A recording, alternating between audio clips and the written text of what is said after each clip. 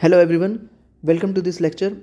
In this lecture, we are going to talk about a topic that is having a very significant weightage in your examinations, and you can very simply and easily get all those marks because this topic is very easy to understand. All you need to do is to stay focused till the last. सो बड़े आराम से ये chapter आपको समझ में आने वाला है.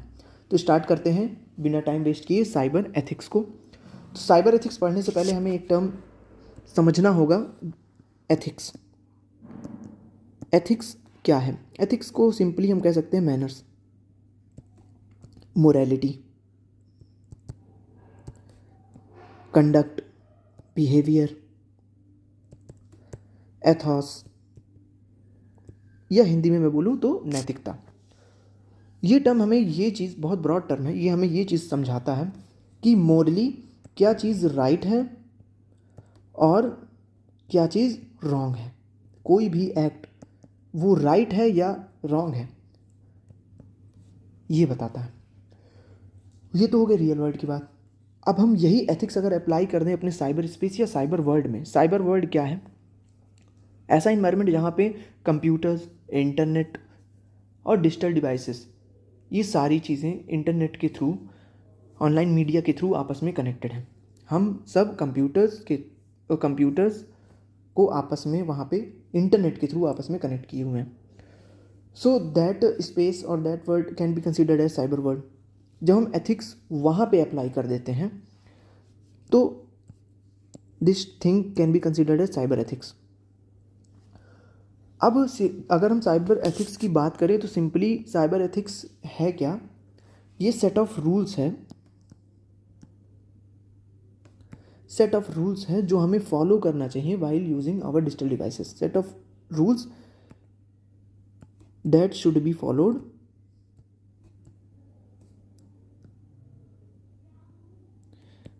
While using internet and technology.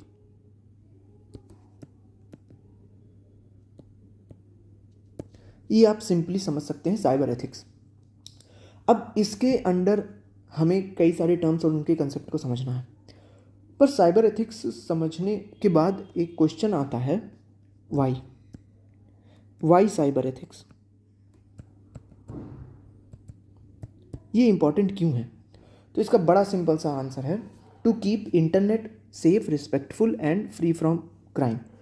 इसीलिए हमारे लिए साइबर एथिक्स बहुत ज़रूरी है कि जो हम इंटरनेट यूज़ कर रहे हैं, इंटरनेट को, उसके यूज़ को सेफ रखा जा सके, रिस्पेक्टफुल रखा जा सके और फ्री फ्रॉम क्राइम रखा जा सके. That is why this thing is important. समझ में आ गया? अब हम चलते हैं कुछ टर्म्स जो हमें पढ़ने हैं. जैसे कि सबसे पहली चीज़ है हमें जो पढ़ना है वो netizens. So what are netizens या what is this term netizens? इसको आप, इस वर्ड को अगर आप ध्यान से देखें, this word is the combination of two word, we can say net plus citizen.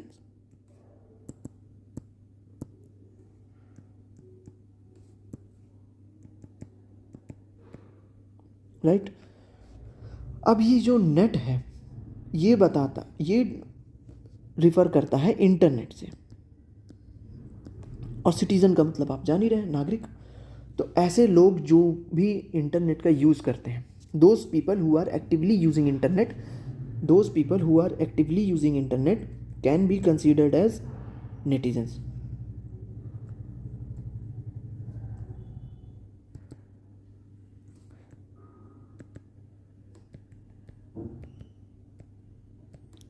ठीक, ये नेटिजन्स की बात हो गई.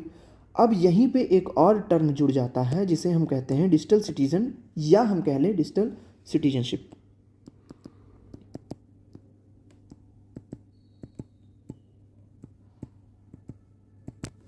डिजिटल सिटीजनशिप क्या है? ऐसे लोग जो डिजिटल डिवाइसेस का यूज़ तो कर रहे हैं, ठीक, पर वो रिस्पॉन्सिबली और सेफली यूज़ कर रहे हैं डिजिटल डिवाइसेस को. ऐसे लोग होते हैं डिजिटल सिटीजन्स. ऐसे लोगों के पास डिजिटल सिटीजनशिप होती है. मीन्स ये लोग भी इंटरनेट का यूज़ करेंगे, पर इन a different way, in a different way. ये लोग भी इंटरनेट का यूज़ करेंगे, पर ये रिस्पॉन्सिबिलिटी के साथ,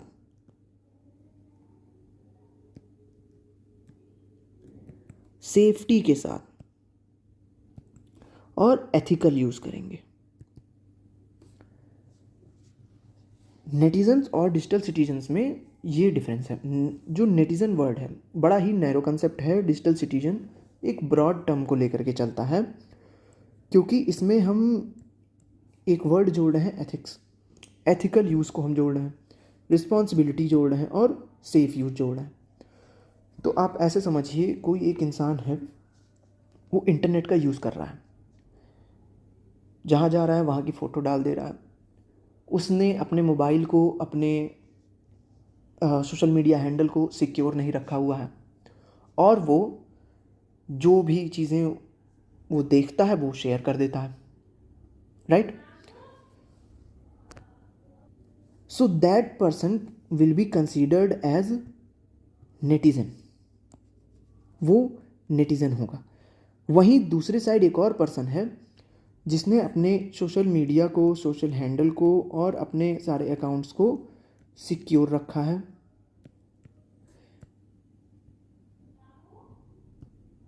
पासवर्ड के थ्रू, एक अच्छे पासवर्ड के थ्रू, एक स्ट्रॉन्ग पासवर्ड के थ्रू, ठीक है? कोई भी चीज़ वो बिना बात के शेयर नहीं करता है फालतू में। क्या वो पोस्ट कर रहा है, क्या वो पोस्ट नहीं कर रहा है, इसका वो बहुत ध्यान रखता है। So that person will be considered as digital citizen. That is a difference between netizen and digital citizen. अब एक और चीज़ आती है जिसे हम कहते हैं डिजिटल फुटप्रिंट। ये डिजिटल फुटप्रिंट क्या है? जब हम कहीं भी जाते हैं, we leave our footprint behind, yes और नो? हम एक इम्प्रेशन छोड़ते हुए जाते हैं। ये तो हो गई रियल वर्ल्ड की बात। कहीं भी आप जा रहे हैं, you are leaving your footprint and impression over there. आप किसी से बात कर रहे हैं, you are leaving your impression over there, yes और नो? जब आप एग्ज़ाम देते हैं तो वहाँ आप आंसर तो लिख रहे हैं, बट आपकी एग्ज़ामिनेशन कॉपी से टीचर सिर्फ आपके आंसर को जज नहीं करता है, आपको भी जज करता है। You are leaving your impression over there. ऐसे ही जब हम डिजिटल डिवाइसेस का यूज़ करते हैं,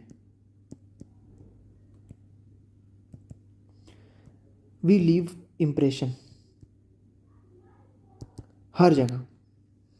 that thing can be considered as digital footprint.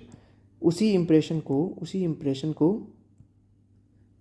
हम डिजिटल फुटप्रिंट कहते हैं। और ये किस यूज़ में आता है, या फिर मैं कह लूँ, why is this thing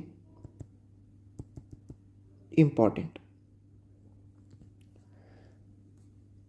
so digital footprint से आप किसी भी पर्सन को ट्रेस कर सकते हैं, उसके थॉट्स को गेस कर सकते हैं, उसके आइडियाज़ गेस कर सकते हैं। इवन यू कैन गेस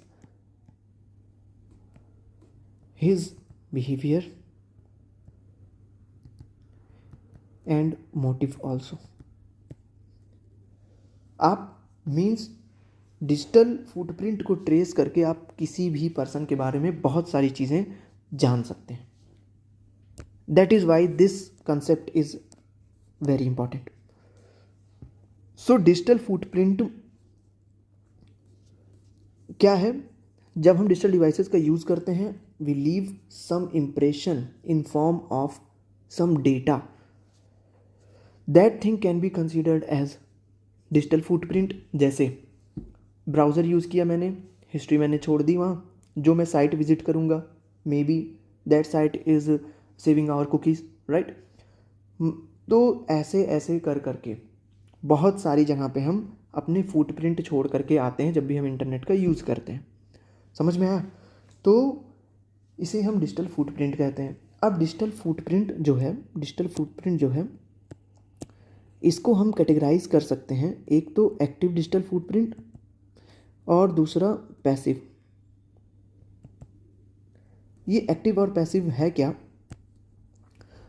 जब हम अपने से कोई भी चीज़ अपलोड कर रहे हैं, अपने से कोई भी चीज़ इंटरनेट पे शेयर कर रहे हैं, that thing will be considered as active digital footprint. जैसे मैंने फ़ोटो अपलोड कर दी, एक फुटप्रिंट मैंने छोड़ दिया और मैंने खुद से किया, राइट, तो वो हो जाएगी एक्टिव। समझ में आया? लेकिन जैसे कोई साइट आपकी कुछ इन्फॉर्मेशन सेव कर रही है, जैसे अभी रिसेंटली न्यूज़ में आया था, जितने भी ओपन एआई हैं जैसे चैट जीपीटी, ये आपके पर्सनल डेटा को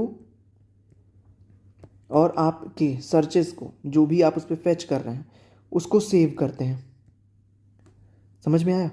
तो वो उस टाइप की जो भी चीज़ें होंगी, उस टाइप की फुटप्रिंट होंगे पैसिव फुटप्रिंट।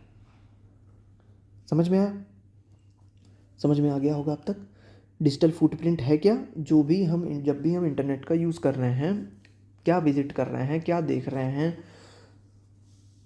क्या सर्च कर रहे हैं, ये सारी चीज़ें कहीं ना कहीं पे सेव होती हैं। ये इम्प्रेशंस साइबर स्पेस में बनते हैं, जिन्हें हम डिजिटल फुटप्रिंट का नाम देते हैं। अब ये इम्प्रेशन दो तरीके से बन सकते हैं, या तो हम खुद से बनाएं, या तो हम फुटप्रिंट खुद से जनरेट कर रहे हैं अपनी चीज़ों को अपलोड करके, या तो वो किसी साइट या थर्ड पार्टी के थ्रू सेव की जा रही है। अगर हम खुद से कर रहे हैं तो हम एक्टिव डिजिटल फुटप्रिंट छोड़ रहे हैं। अगर वो खुद से नहीं हो रही है, that thing will B passive digital footprint. Next पे आते हैं। नेक्स्ट टॉपिक है हमारा नेटिकेट्स।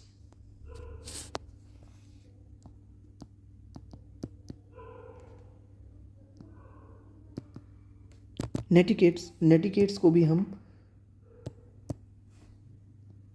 डिवाइड कर लेंगे नेट प्लस एटिकेट्स में।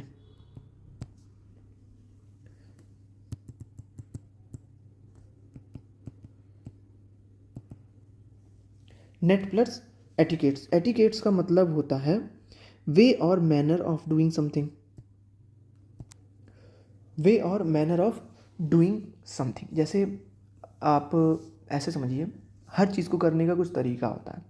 जैसे आप जब किसी रेस्टोरेंट में जाते हैं, ठीक है, नॉर्मली मान लीजिए आप ऐसा सोचिए कि आप किसी ऐसे रेस्टोरेंट में जाते हैं जो कि पूरा चाइनीज़ या कोरियन कल्चर पे बेस्ड है। तो वहाँ पे लोगों का खाने का तरीका कुछ होगा। वहाँ पे आपको फूड अलग मिलेंगे, खाने का तरीका हाथ से लोग नहीं खा रहे होंगे, वहाँ आपको चॉपस्टिक यूज़ करने के लिए मिलेगा, राइट। ऐसे ही जब आप फ्लाइट में बैठते हैं, उसके भी कुछ एटिकेट्स होते हैं कि जब आप फ्लाइट में बैठेंगे तो फ्लाइट जब टेक ऑफ करने वाली रहती है तो आपको विंडो ओपन रखना है, उसका सीट स्ट्रेट रखनी है, ये सारी चीज़ें आपको ध्यान में रखनी, सीट बेल्ट लगा होना चाहिए। तो ऐसे हर काम को करने के जो मैनर्स होते हैं, जो तरीके होते हैं, उन्हें हम एटिकेट्स कहते हैं। ऐसे ही इंटरनेट को जब हम यूज़ करते हैं तो इंटरनेट को यूज़ करने के लिए भी कुछ रूल्स हैं, कुछ तरीके हैं, जिन्हें हम नेटिकेट्स कहते हैं। समझ में आया? तो कुछ कॉमन जो नेटिकेट्स हैं उन्हें हम थोड़ा सा समझ लेते हैं। समझना क्या है, इसको मेमोराइज कर लेना है।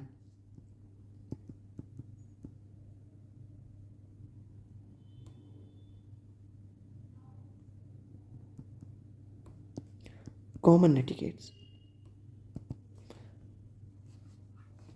तो पहली चीज़ आप जब आपको किसी ने हेल्प किया, ठीक है, इंटरनेट पे, तो you should say thank you. जैसे आपको किसी ने पीडीएफ भेज दिया, आपका वर्क नहीं कंप्लीट था, you will be thankful for that. आप किसी प्रोडक्ट के सर्च में थे और आपको किसी ने वो प्रोडक्ट इंटरनेट पे लिंक भेज दी, या फिर आप ऐसे सोचिए बहुत सारे प्लेटफॉर्म होते हैं लाइक क्यूरा कि आप वहाँ पे अपने क्वेश्चंस को अपलोड कर सकते हैं किसी भी फील्ड से रिलेटेड, और वहाँ पे बहुत सारे यूज़र्स होते हैं उसके जो उसको आंसर कर रहे होते हैं, तो आपको वैलिड आंसर मिलता है, you should thank them. This is the first point. Another what we can say, don't spam.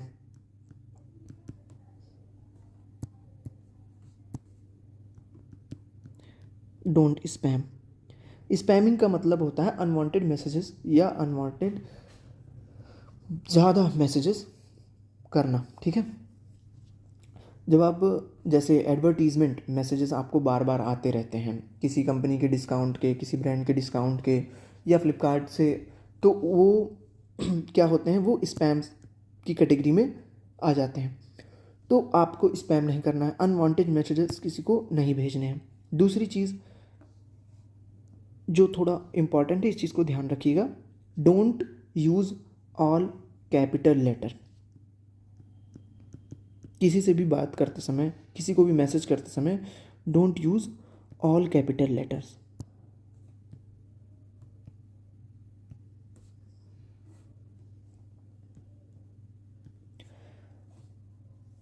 All capital letter मतलब जैसे मैं आपको कोई भी चीज़ लिख रहा हूँ, मैं पूरा कैपिटल में लिख रहा हूँ। जैसे ये मैंने लिखा, मान लीजिए मैंने लिखा कॉमन, तो मैं ऐसे लिख सकता हूँ, ठीक। एक मेरे पास तरीका है, मैं ऐसे लिखूँगा। So this is not a good thing, this thing is not considered as good, but this can be considered. जब आप पूरा कैपिटल में लिखते हैं, जब आप पूरा कैपिटल में लिखते हैं तो उसको उसको क्या कंसीडर किया जाता है, that you are shouting at someone, जिससे भी आप बात कर रहे हैं, और your behaviour is being rude, आप किसी से रूडली बिहेव कर रहे हैं, आप किसी को ऑर्डर दे रहे हैं, शाउट कर रहे हैं। सो ये चीज़ें एथिकली करेक्ट नहीं मानी जाती हैं, इन्हें गलत समझा जाता है। सो आपको कैपिटल लेटर का यूज़ नहीं करना है। दूसरी चीज़, जो भी चीज़ आप शेयर कर रहे हैं उसको वेरीफाई कर दीजिए। तीसरी चीज़, जो भी आप कहीं से कुछ कंटेंट यूज़ कर रहे हैं तो सोर्स को क्रेडिट दे दीजिए। और क्या चीज़ें हो सकती हैं, किसी को रिप्लाई करना है, पोलाइटली रिप्लाई करिए।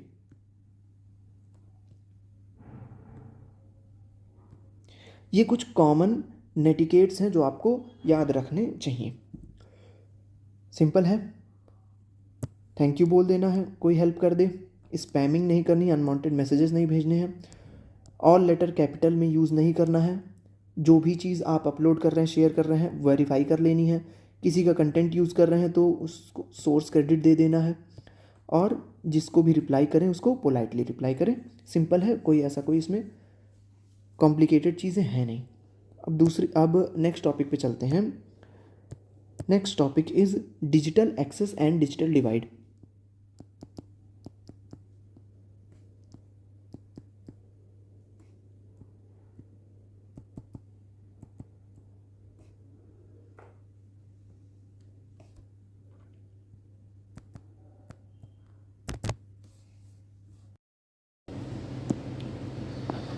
तो डिजिटल डिवाइड और डिजिटल एक्सेस होता क्या है, इसको समझते हैं। सबसे पहले देखते हैं डिजिटल एक्सेस क्या है। डिजिटल एक्सेस बड़ा ही सिंपल सा टर्म है। इसका मतलब होता है, इसको आप ऐसे आप एक बार नेम पे ध्यान दीजिए, डिजिटल एक्सेस। अब गेस करिए इसका मतलब हो क्या सकता है। बड़ा सिंपली आप गेस कर लेंगे। डिजिटल एक्सेस का सिंपल सा मतलब होता है equal opportunity for all to use digital devices. Means digital devices को एक्सेस करने की अवेलेबिलिटी जिसके भी पास है, जो भी डिजिटल डिवाइसेस को यूज़ कर सकते हैं, that people will come under digital access, that people have digital access. इसको आप ऐसे समझिए, इसे ऐसे समझिए, ये टर्म जो है वो बात करता है इक्वालिटी की। मीन्स ऐसे सारे लोग जिनके पास डिजिटल डिवाइसेस हैं वो डिजिटल एक्सेस के अंडर आएंगे, और जो उसको यूज़ कर रहे हैं, ठीक, डिजिटल डिवाइस का यूज़ कर रहे हैं, इंटरनेट का यूज़ कर रहे हैं, ऑनलाइन सर्विसेज का यूज़ कर रहे हैं, that people will come under digital access. ये इक्वलिटी की बात करता है कि सारे लोगों के पास इन चीज़ों की अवेलेबिलिटी होनी चाहिए। किन चीज़ों की अवेलेबिलिटी होनी चाहिए? इंटरनेट,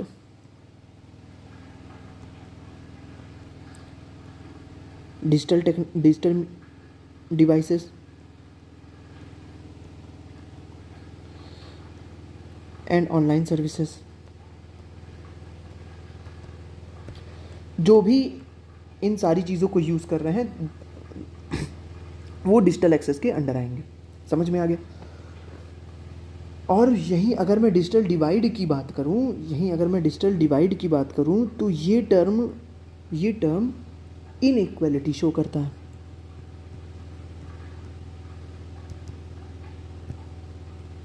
ये टर्म इनइक्वालिटी शो करता है। मीन्स ये गैप को दिखाता है जिनके पास ना तो इंटरनेट है, ना कंप्यूटर टेक्नोलॉजी है,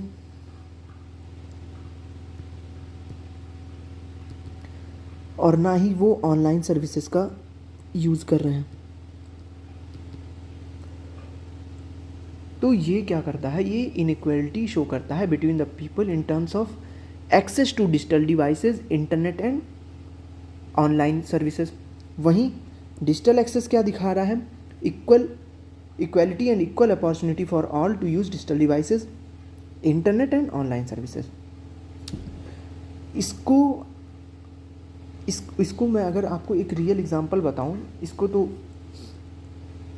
मैंने इसको देखा है बड़े करीब से कि ये जो डिजिटल डिवाइड है ये टाइम के साथ साथ कम हो रहा है।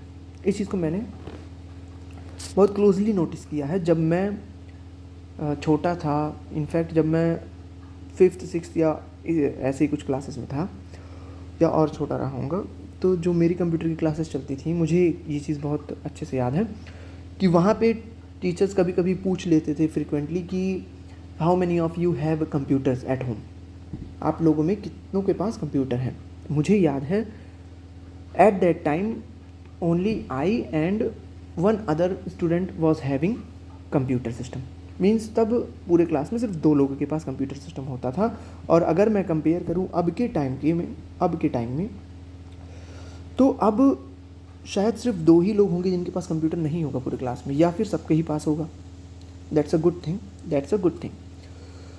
तो डिजिटल एक्सेस क्या बताता है हमें? इक्वलिटी बताता है, इक्वलिटी शो करता है, इक्वल अपॉर्चुनिटी देता है for all to use digital devices, internet and online services. वहीं डिजिटल डिवाइड एक गैप, एक इनइक्वालिटी को शो करता है जिनके पास इन सारी चीज़ों की कमी है। Those people who are lacking internet, computer technology, digital devices and all those online services.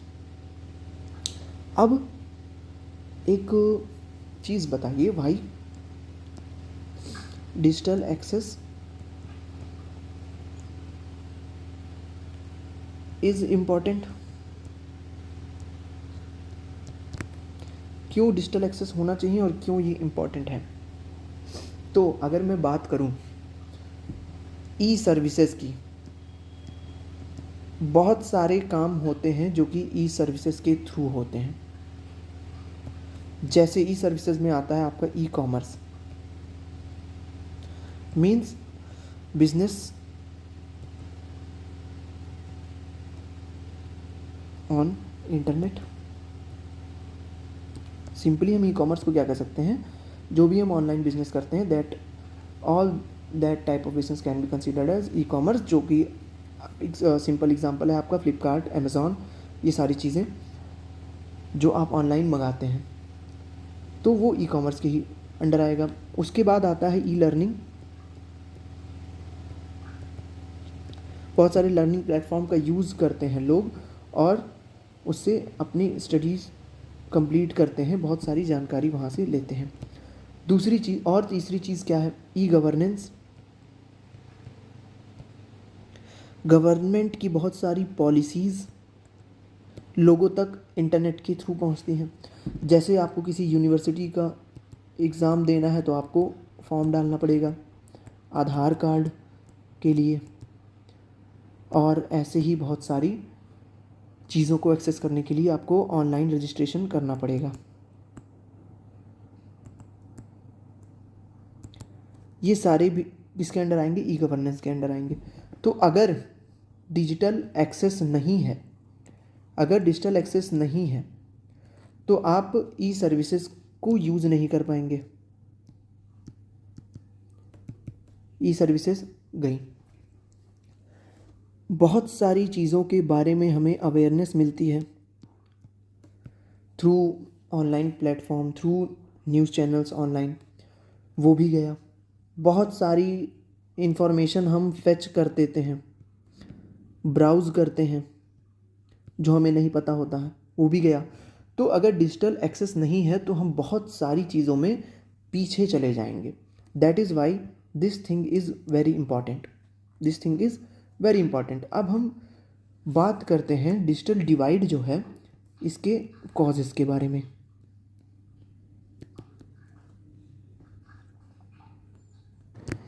Means क्यों डिजिटल एक्सेस नहीं है बहुत सारे लोगों के पास, इसके भी कुछ 2-3 पॉइंट देख लेते हैं कि क्यों नहीं है, क्यों नहीं है। तो पहली चीज़, रूरल एरियाज़ में नेटवर्क कनेक्टिविटी का ना होना।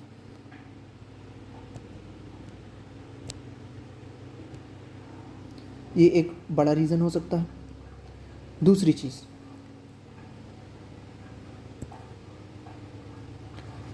चीज़ पॉवर्टी।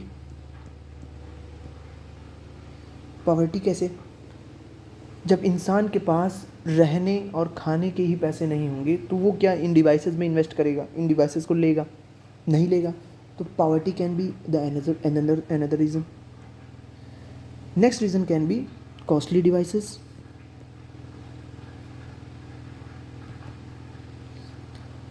कॉस्टली डिवाइसेस, अगर ये सारी डिवाइसेस बहुत महंगी हैं, फ़ोन महंगे हैं, इंटरनेट का कॉस्ट ज़्यादा है, ऐसी टेक्नोलॉजीज़ का कॉस्ट ज़्यादा है, तो बहुत सारे लोग इसमें नहीं जाएंगे। Next lack of education.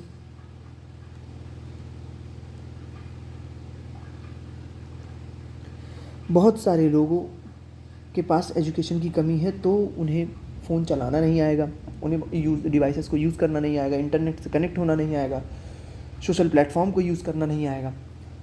सो ये सारे कॉजेज़ हैं जो डिजिटल डिवाइड को क्या कर रहे हैं? बढ़ा रहे हैं और डिजिटल एक्सेस को घटा सकते हैं। मीन्स जो गैप है, जो इनइक्वालिटी है, उसके पीछे का कारण यही है मेनली। अब आते हैं इसका इफ़ेक्ट क्या हो सकता है। जिसका कॉज होगा उसका इफ़ेक्ट भी होगा। तो अब हम देखते हैं इफ़ेक्ट क्या होगा डिजिटल डिवाइड का। अगर बहुत सारे लोगों के पास डिजिटल एक्सेस ना हो, टेक्नोलॉजी से वो ना जुड़ पाए, एक बड़ा गैप आए, तो इसका क्या इफ़ेक्ट हो सकता है? इसका एक ब्रॉड इफ़ेक्ट हो सकता है, लॉन्ग टर्म और बहुत ही डिवास्टिंग इफ़ेक्ट भी हो सकता है। कैसे? सबसे पहली चीज़, डिजिटल एक्सेस के थ्रू बहुत सारे लोग अपना स्किल डेवलप करते हैं, बहुत सारे स्किल से रिलेटेड कोर्स करके। वो चीज़ें नहीं हो पाएंगी, लेस स्किल होगी, एंड जॉब अपॉर्चुनिटी भी तब फिर लेस ही होगी।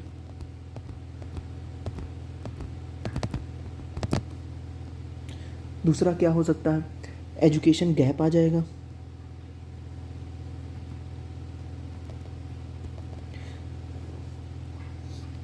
क्योंकि एजुकेशन का बहुत बड़ा रोल होता है डिजिटल डिवाइड अगर है, मान लीजिए कोई है जो अपनी पढ़ाई, जिसकी पढ़ाई इंटरनेट पे डिपेंड है, राइट, जैसे कोविड में इंटरनेट पे हमारी पढ़ाई डिपेंड हो गई थी, तो उस केस में जो रूरल एरिया के लोग हैं वो एक्सेस नहीं कर पाएंगे ना टेक्नोलॉजी को। जब टेक्नोलॉजी को नहीं एक्सेस कर पाएंगे तो अल्टीमेटली उनका एजुकेशन भी ऑब्स्ट्रक्ट होगा, राइट। तीसरी चीज़ अवेयरनेस गैप, बहुत सारी चीज़ों से, बहुत सारी नई चीज़ों से, करंट की चीज़ों से वो अवेयर नहीं रह पाएंगे। चौथी चीज़ lack of access to e services,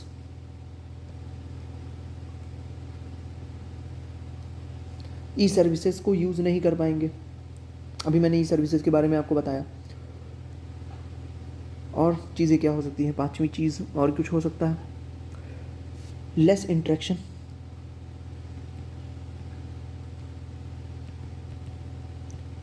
and connectivity. Yes और नो? अगर आपके पास फ़ोन ही नहीं रहेगा तो आप सोशल मीडिया पे कनेक्ट नहीं कर पाएंगे लोगों को, सही है या नहीं?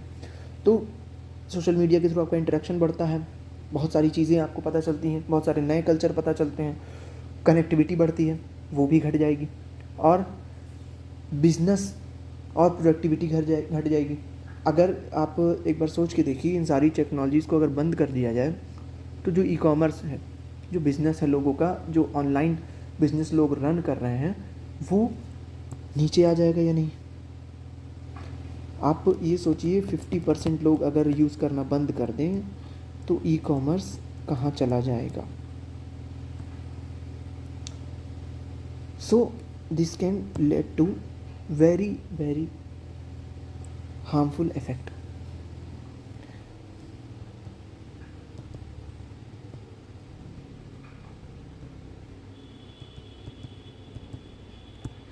सो अगर आप इन सारे पॉइंट्स पे ध्यान दें तो आप कंक्लूड क्या करेंगे? आप कंक्लूड करेंगे overall slow development of individual और ग्रुप।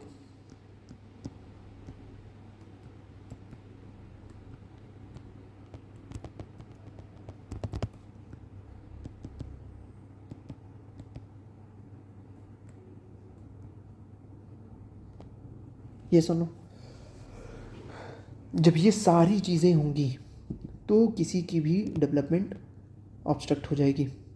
सो इसलिए डिजिटल डिवाइड का कम होना ज़रूरी है और डिजिटल एक्सेस का बढ़ना ज़रूरी है। दोनों इन्वर्सली प्रोपोर्शन है, एक बढ़ेगा तो दूसरा अपने आप घट जाएगा। समझ में आ गया? अब चलते हैं नेक्स्ट पे।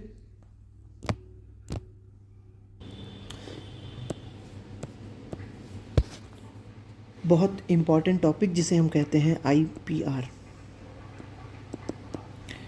IPR क्या है? IPR क्या है?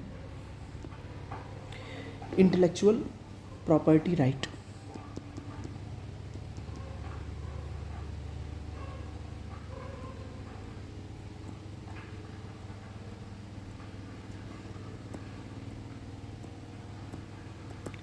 इंटेलेक्चुअल प्रॉपर्टी राइट है क्या?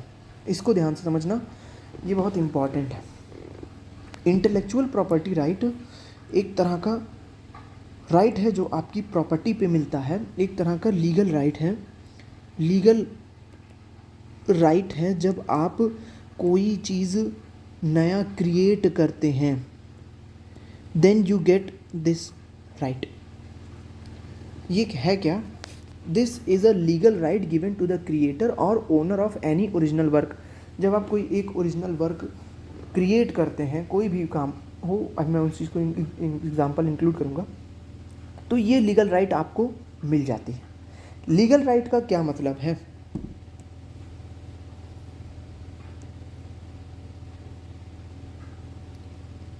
ये एक लीगल राइट है। लीगल राइट का क्या मतलब है? लीगल राइट का मतलब है enforced by law, enforced and protected by law.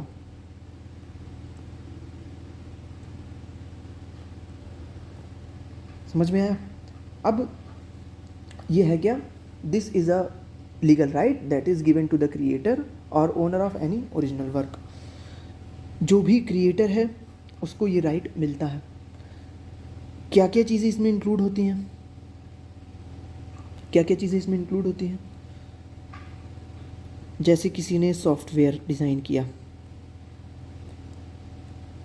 किसी ने बिजनेस नया स्टार्ट किया, उसे भी मिलेगा। किसी ने नया आर्ट बनाया, उसे भी मिलेगा। आर्ट में सिर्फ स्केच की बात नहीं हो रही है, कोई भी नई डिज़ाइन हो गई, कोई भी नया मॉडल हो गया, आर्किटेक्चर हो गया, इन सारी चीज़ों पे। किसी ने नई मूवी बनाई, आईपीआर मिलेगा। नए इन्वेंशन हुए, या तो वो इंडिविजुअल हो सकता है या तो वो ग्रुप हो सकता है। जैसे इन्वेंशन दो तरह का हो सकता है ना, कोई अकेला भी कर सकता है और कोई एक ग्रुप में भी इन्वेंट कर सकता है किसी भी चीज़ को, ग्रुप वर्क करके, ग्रुप प्रोजेक्ट के थ्रू, तो वो पूरा आईपीआर उसको मिलेगा। अब और क्या चीज़ें आती हैं? लोगो, ब्रांड, म्यूज़िक और बुक। इन सारी चीज़ों को जब आप क्रिएट करेंगे, या कोई भी जो भी पर्सन क्रिएट करेगा, that person will get some legal right, and that right is considered as intellectual property right. अब समझो इसकी नीड क्या है, क्यों इसकी ज़रूरत पड़ी।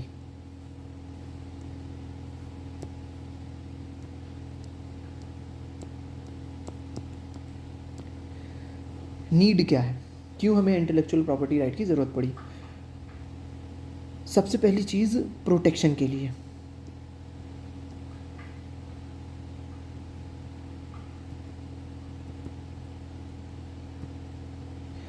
ओरिजिनल वर्क या ओरिजिनल कंटेंट को प्रोटेक्ट करने के लिए हमें आईपीआर की ज़रूरत पड़ी। दूसरा, रिवॉर्ड के लिए, कि जिसने उस ओरिजिनल वर्क को किया है उसको, उसी क्रिएटर को रिवॉर्ड मिल सके। तीसरा, प्रमोशन या फिर इनोवेशन के लिए।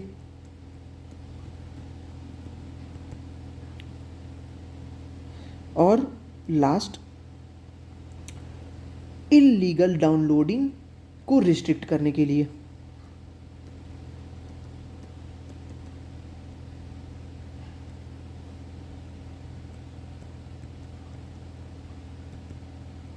जिसे हम क्या कहते हैं? पायरेसी।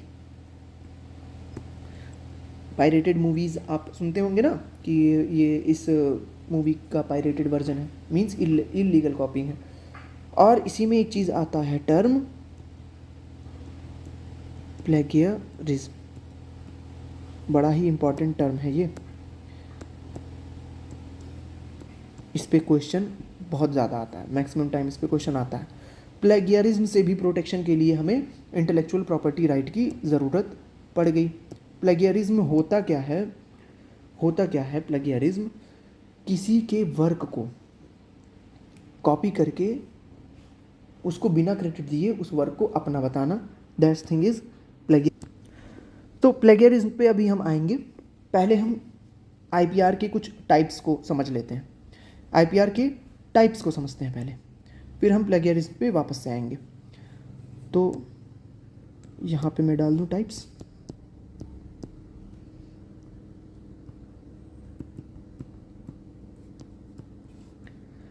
टाइप्स को समझते हैं।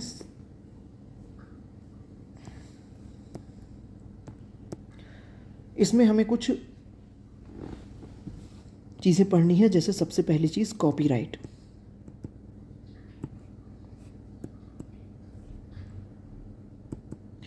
कॉपीराइट क्या है? कॉपीराइट क्या है? एक तरह का इंटेलेक्चुअल प्रॉपर्टी राइट है जो कि एक क्रिएटर को दिया जाता है उसके ओरिजिनल वर्क पे। अब ये क्या देता है? कॉपीराइट क्या देता है? Copyright gives right to copy, modify and sell. जैसे मैंने कंटेंट बनाया तो मैं आपको कॉपीराइट दे सकता हूँ, आपको एक राइट दे सकता हूँ, आपको अधिकार दे सकता हूँ कि आप मेरे कंटेंट को कॉपी कर सकते हैं, मॉडिफाई कर सकते हैं और बेच सकते हैं। जिसने जिसने बिना ये अधिकार लिए ऐसा किया उसके ऊपर मैं कॉपीराइट क्लेम कर दूंगा, उसके ऊपर मैं कॉपीराइट क्लेम कर दूंगा जिसका लीगल एक्शन होगा। ठीक, तो कॉपीराइट का मतलब क्या है? Copyright is a right to copy, modify and sell. It is a right that give special right to copy, modify and sell. इसका मोटिव क्या है, एम क्या है? टू प्रोटेक्ट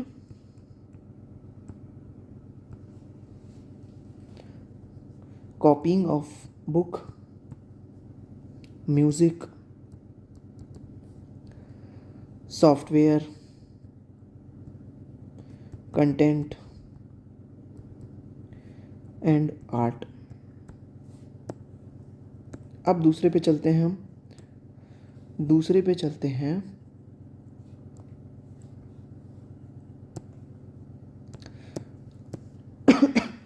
दूसरा है हमारा पेटेंट। पेटेंट क्या है? पेटेंट भी एक तरह का आईपीआर है। ये क्या राइट देता है? ये एक एक्सक्लूसिव राइट देता है to make and sell the invention for limited period, to make and sell the invention for limited period.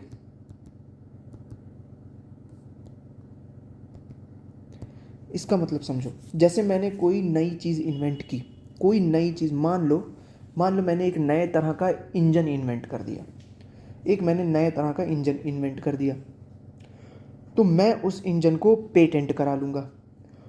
ये मैंने क्या किया? पेटेंट करा लिया। अब मैं उस इंजन को पेटेंट करा लूँगा तो मैं किसी को भी एक्सक्लूसिव राइट दे सकता हूँ कि इस इंजन को आप सेल कर सकते हैं एक लिमिटेड पीरियड के टाइम पे। मैं उसके आइडिया को दूसरों को दूंगा, मैन्युफैक्चर होंगे और उसको सेल किया जाएगा। समझ में आया? तो ये किस चीज़ को प्रोटेक्ट करता है? इसका एम क्या है? इसका एम है to protect new invention, technology and idea.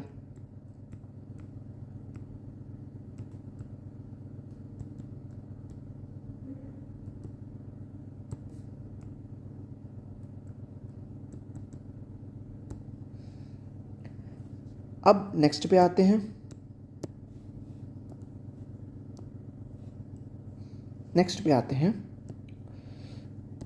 Next है हमारा ट्रेडमार्क।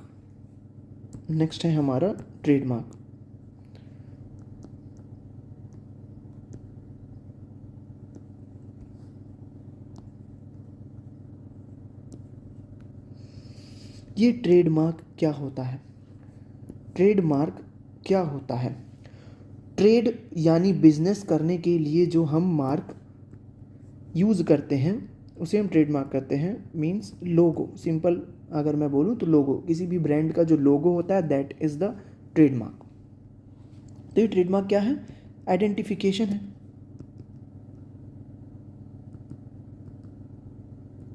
यस और नो?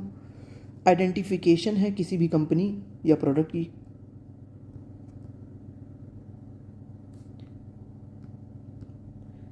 किसी भी कंपनी, प्रोडक्ट, ब्रांड का ये आइडेंटिफिकेशन है। और इसका मोटिव क्या है? टू प्रोटेक्ट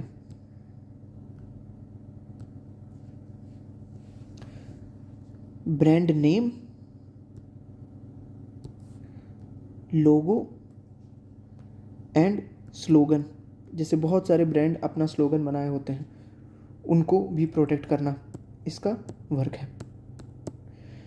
अब ये सारी चीज़ें हो गई, तो टाइप्स आपको समझ में आ गया होगा। कॉपीराइट, जब मैंने किसी को कॉपी करने का राइट दे दिया, अपने बुक को, अपनी म्यूज़िक को, अपने सॉफ्टवेयर को, अपने आर्ट को, that is the copyright. I am giving the right to copy, modify and sell that thing, that book, that music और दैट सॉफ्टवेयर। ये किसको प्रोटेक्ट करता है? बुक, म्यूजिक, सॉफ्टवेयर, आर्ट जैसी चीज़ों को प्रोटेक्ट करता है, कंटेंट को प्रोटेक्ट करता है। पेटेंट क्या है? किसी को मैंने एक्सक्लूसिव राइट दिया कि आप मेरे जो इन्वेंशन है उसको बनाइए और सेल करिए for a limited time, that will be patent. इस किसको प्रोटेक्ट करता है? New invention, new technology and ideas को। अब ट्रेडमार्क क्या है? ट्रेडमार्क, ट्रेड करने के लिए जो मार्क यूज़ करते हैं, that is the logo of the company और brand. That thing is considered as trademark. It is the identification of company और ब्रांड। किस लिए यूज़ होता है? To protect brand name, logo and the slogan of that brand. तो आप सीधा सीधा ये समझिए, सीधा सीधा आप क्या समझ सकते हैं? आप ये समझिए, ये सारी चीज़ें क्या कर रही हैं? ये सारी चीज़ें आपको इंश्योर कर रही हैं कि other can not copy, comma misuse. Also ये क्या कर रही हैं? Also it mandates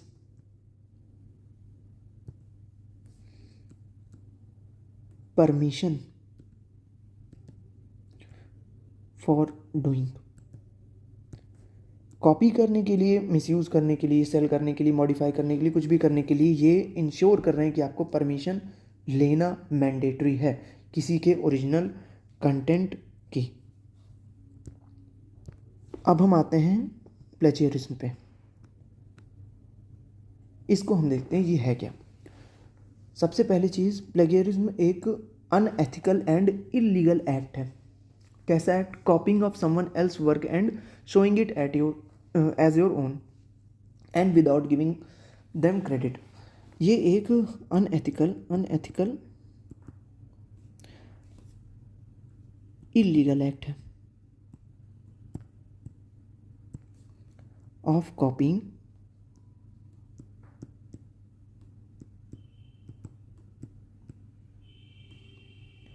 and showing it, and illegal act of copying someone's work and showing it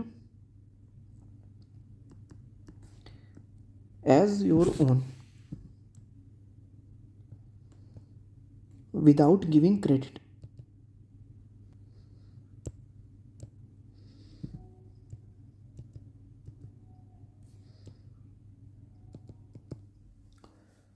समझ में आया? अब प्लेजियरिज्म के कुछ टाइप्स होते हैं। ये चीज़ें एग्ज़ाम में नहीं आती हैं, पर आप अगर ज़्यादा मार्क्स में क्वेश्चन आता है तो इसको डिस्क्राइब कर सकते हैं। जैसे डायरेक्ट कॉपिंग। डायरेक्ट कॉपिंग का मतलब हो गया कि जो भी कंटेंट है उसको आपने डायरेक्ट कॉपी कर लिया। फिर उसके बाद एक चीज़ आती है पैराफ्रेजिंग। पैराफ्रेजिंग का मतलब आपने किसी के कंटेंट को कॉपी किया और कुछ लाइंस थोड़ी बहुत चेंज कर दी, पैराफ्रेजिंग हो जाएगा। उसके बाद आता है एक मोज़ैक प्लेगियरिज्म। मोज़ैक में क्या होता है? आपने कुछ लाइंस डिलीट की और कुछ नई लाइंस को आपने ऐड कर दिया, वही है मोज़ैक। समझ में आ गया? तो प्लेगियरिज्म आप ध्यान रखिए, प्लेगियरिज्म है क्या? Unethical illegal act of copying someone's work and showing it as your own without giving credit to them, यही प्लेगियरिज्म है। इम्पॉर्टेंट है, बहुत ज़्यादा इम्पॉर्टेंट है, ये पूछता है मैक्सिमम टाइम, तो इसका आपको ध्यान रखना है। अब चलते हैं लास्ट टॉपिक पे, जो कि है हमारा सॉफ्टवेयर लाइसेंस।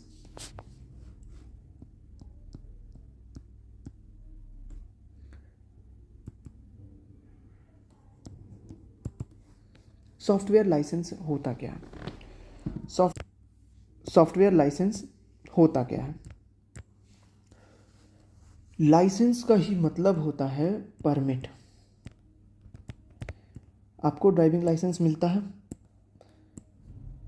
इसका मतलब क्या है? गवर्नमेंट के साइड से आपको परमिट मिल गया कि आप ड्राइविंग कर सकते हैं। लाइसेंस का मतलब होता है परमिट देना, ठीक है। तो सॉफ्टवेयर लाइसेंस क्या है? सॉफ्टवेयर लाइसेंस क्या है? एक लीगल एग्रीमेंट है जो आपको परमिट दे रहा है, जो यूज़र को परमिट दे रहा है सॉफ्टवेयर को इंस्टॉल, मॉडिफाई, यूज़ या डिस्ट्रीब्यूट करने के लिए under specific condition defined by the software creator. Software creator के कुछ कंडीशंस हो सकते हैं जिसके बेसिस पे वो सॉफ्टवेयर लाइसेंस बनेगा। और वो सॉफ्टवेयर लाइसेंस होता क्या है, एक लीगल एग्रीमेंट है जो कि यूज़र को अलाउ करता है कि सॉफ्टवेयर को आप यूज़ कर सकते हैं, इंस्टॉल करके मॉडिफाई भी कर सकते हैं और डिस्ट्रीब्यूट कर सकते हैं। वो कंडीशंस स्पेसिफाई कौन करेगा, जो सॉफ्टवेयर को क्रिएट किया। समझ में आया? उन्हीं कंडीशन के बेसिस पे सॉफ्टवेयर लाइसेंस को कैटेगराइज भी किया गया है। सो अभी उन टाइप्स को भी हम देखेंगे, उनका ओवरव्यू भी लेंगे। सो पहले देख लेते हैं सॉफ्टवेयर लाइसेंस क्या है। अभी मैंने बताया लीगल एग्रीमेंट है। क्या करता है, that allow users to install, modify and distribute the software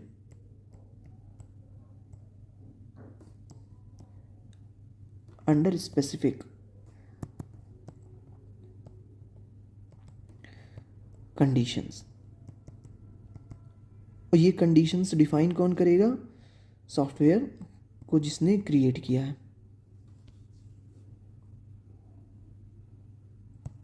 समझ में आया? तो अब इन वो कंडीशंस क्या क्या हो सकती हैं, कुछ भी हो सकती है कि सॉफ्टवेयर अगर आप यूज़ कर रहे हैं तो आपको पैसा देना पड़ेगा, पेमेंट देना पड़ेगा, या आप सॉफ्टवेयर में कुछ बदलाव नहीं कर सकते हैं, जो जैसा सॉफ्टवेयर है उसको उसी तरीके से आपको यूज़ करना है। इन सब टाइप की कंडीशन हो सकती हैं। या लिमिटेड टाइम के लिए आप यूज़ कर सकते हैं, फिर आपको ये चीज़ें फॉलो करनी पड़ेंगी, ये टाइप से आपको पे करना पड़ेगा। ठीक, तो ये सारी चीज़ें हो सकती हैं। अब देखते हैं सॉफ्टवेयर की कुछ कैटेगरीज को।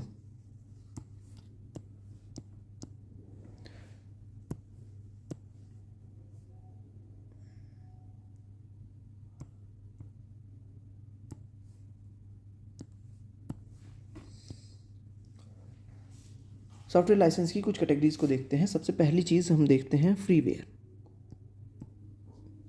सिंपल, फ्रीवेयर क्या है?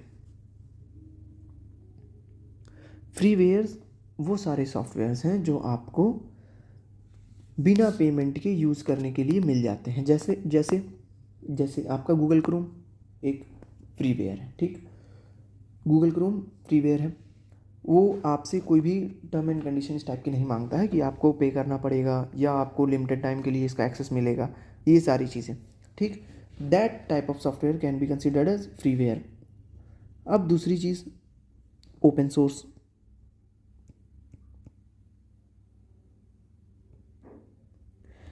इसमें क्या है, फ्री तो है पर इसमें आपको सोर्स कोड क्या मिल जा रहा है, ओपन मिल जा रहा है। फ्रीवेयर्स में आप जो सॉफ्टवेयर है उसके सोर्स कोड को चेंज नहीं कर सकते, उसमें चेंज मॉडिफिकेशन नहीं ला सकते हैं। पर ओपन सोर्स में आपको सोर्स कोड ओपन मिल जाता है, आप सोर्स कोड देख सकते हैं, मॉडिफाई करने का भी तरीका होता है। ठीक, जैसे हमारा लाइनेक्स है।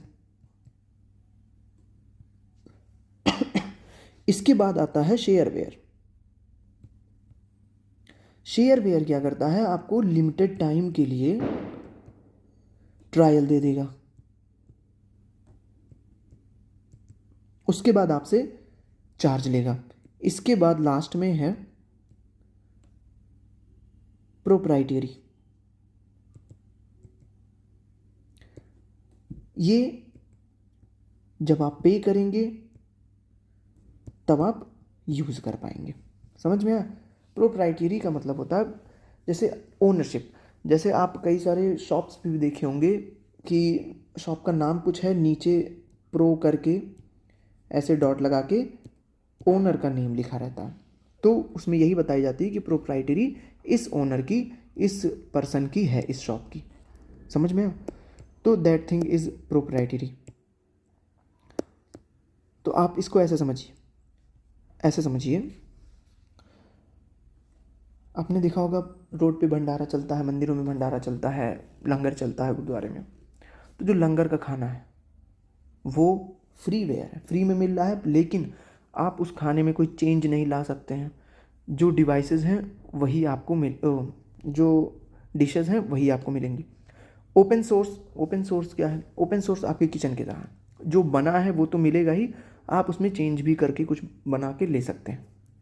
शेयरवेयर क्या है? शेयरवेयर जैसे कोई शॉप है, बेकरी शॉप है, स्वीट शॉप है, वो क्या करते हैं, कोई प्रोडक्ट रहेगा वो आपको टेस्ट करा देंगे थोड़ा, फिर आपसे कहेंगे अब आपको लेना है तो आपको पेमेंट करना पड़ेगा, राइट। और प्रोप्राइटरी रेस्टोरेंट की तरह है, जब आप ऑर्डर करेंगे, आप बिल देंगे तो आपको प्रोडक्ट मिलेगा। समझ में आया? फ्रीवेयर, फ्री में मिल रहा है लेकिन सोर्स कोड नहीं अवेलेबल है। ओपन सोर्स जैसे लाइनक्स, सोर्स कोड अवेलेबल है। फ्रीवेयर जैसे आपका गूगल क्रोम वगैरह। प्रोप्राइटरी मतलब आपको पे करना है फिर आपको यूज़ करना है। इसका एग्जांपल एमएस प्रोडक्ट जो भी होते हैं, जैसे एमएस वर्ड हो गया, एक्सेल हो गया, ये सारे प्रोप्राइटरी है। समझ में आ गया सबको? इसमें कहीं भी कोई भी डाउट हो अगर तो आप कमेंट करके पूछ सकते हैं। बाकी सारी चीज़ें सिंपल हैं, समझ में आ गई होंगी। अगर कोई डाउट आता है तो आप कमेंट करके पूछ सकते हैं। Thank you.